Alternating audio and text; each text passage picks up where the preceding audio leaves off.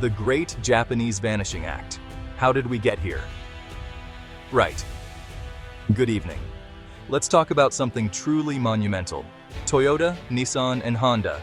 Yes, Toyota, Nissan, and Honda are leaving the US market, packing up their Priuses, their Rogues, their Civics, and saying sayonara. It's a seismic shift, a fundamental change to the American automotive landscape, and it's frankly, terrifyingly real. Now, you might be thinking, hold on, John, this sounds a bit dramatic. Are they just scaling back, moving a plant or two? Oh, I wish. But no, this isn't a gentle phasing out. This is a full-blown, lights off, door locked, don't let it hit you on the way out kind of exit. Decades of presence, millions of cars sold, hundreds of thousands of American jobs tied to them.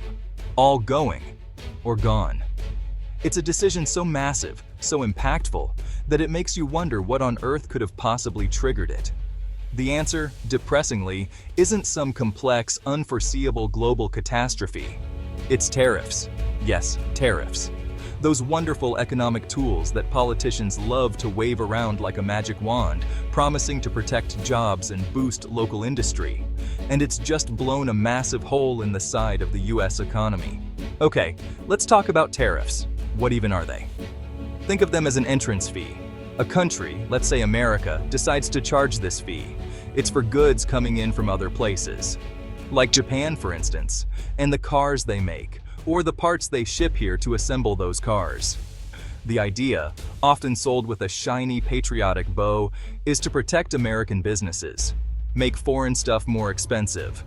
So you, the good American consumer, are nudged, or rather financially prodded, to buy American-made products. Sounds simple, right? Almost too simple. And that's usually where the problems start. The stated goals are usually twofold. First, protectionism. The argument goes that high tariffs on imported cars, for example, will make domestically produced cars more competitive. This, in theory, saves American jobs in American factories. The second goal is often revenue. Tariffs are a tax, after all. And governments, as we know, are rather fond of taxes. So it's presented as a win-win. Protect local jobs, fill up the government's piggy bank. What could possibly go wrong with such a straightforward plan?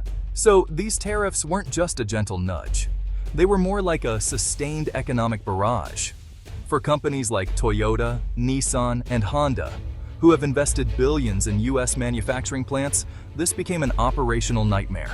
Suddenly, the cost of importing essential components not readily available from US suppliers skyrocketed. We're talking about specialized electronics, engine parts, unique alloys, things you can't just swap out for a local equivalent overnight. This meant the cost of assembling their vehicles, even those proudly built in states like Kentucky, Tennessee, or Alabama, went through the roof. It became a constant battle against rising expenses. These companies aren't charities. They need to make a profit to survive, to innovate, to pay their workers. When tariffs inflate your production costs by, say, 20 to 30%, that has to be absorbed somewhere. Initially, they tried. They absorbed some costs, passed a little to consumers, and probably had a lot of very stressful meetings. But there's a limit. You can only squeeze so much from your margins before they disappear entirely. And you can only raise prices so much before consumers, already feeling the pinch, decide a new car isn't in the budget this year. Or ever, if things keep going this way.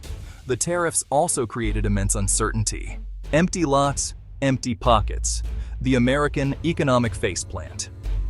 The departure of these three automotive giants isn't just a sad day for people who like reliable, fuel-efficient cars. No, this is an economic body blow with repercussions that will be felt far and wide. Let's start with the most immediate and painful impact jobs. We're not just talking about the thousands of workers directly employed at Toyota, Nissan, and Honda assembly plants across the nation. Think bigger. Think about the vast network of American suppliers who provided parts and services to these plants. They're hit too. Think about the dealerships, the mechanics, the sales staff. Their livelihoods are now hanging by a thread or already severed. Initial estimates are already painting a grim picture. We're looking at potentially hundreds of thousands of direct and indirect job losses. These aren't just numbers on a spreadsheet. These are families, communities, local economies that relied on these jobs. Towns that grew up around these factories now face an uncertain future. The ripple effect is enormous.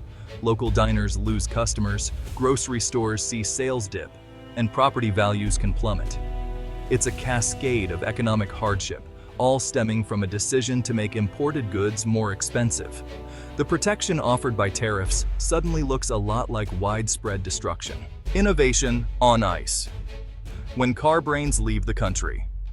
One of the less obvious but deeply damaging consequences of this automotive exodus is the impact on innovation. Toyota, Nissan, and Honda weren't just assembling cars in America, they were also significant contributors to automotive research and development. These companies have been at the forefront of hybrid technology and fuel efficiency advancements for decades. Their presence spurred competition, pushing domestic automakers to innovate. Now, a huge chunk of that competitive, innovative pressure is simply gone. Think about the race towards electric vehicles and improved battery technology. These Japanese firms were major global players, investing billions in future technologies. While some R&D will continue elsewhere, the U.S. loses out on being a key hub. The cross-pollination of ideas and partnerships with American universities take a massive hit. It's like a sports team losing star players. The whole league becomes less competitive. The remaining automakers in the U.S. might feel less urgency to innovate. With fewer competitors, the pressure to bring groundbreaking technology to market diminishes. This can lead to stagnation, where American consumers get access to newer technologies more slowly.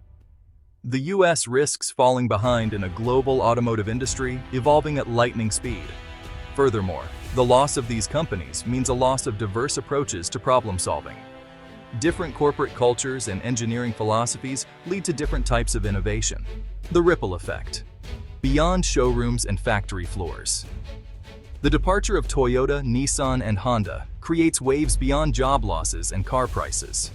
Consider the impact on ancillary industries. The advertising sector will see a significant drop in revenue. These automakers spent billions on marketing campaigns.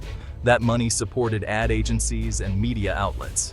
Now, a large slice of that pie is gone. It's a reminder of how interconnected modern economies are. Then there's the effect on American motorsport. These brands had deep involvement in U.S. racing. Their withdrawal could destabilize racing series. For fans, it means a less diverse spectacle. Think too about community investment.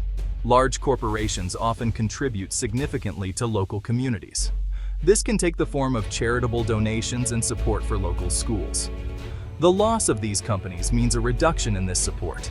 So, what now? Lessons from a self-inflicted trade war wound. So, here we are, standing in the wreckage of a truly terrible and entirely avoidable policy decision. Toyota, Nissan, and Honda are gone from the U.S. market.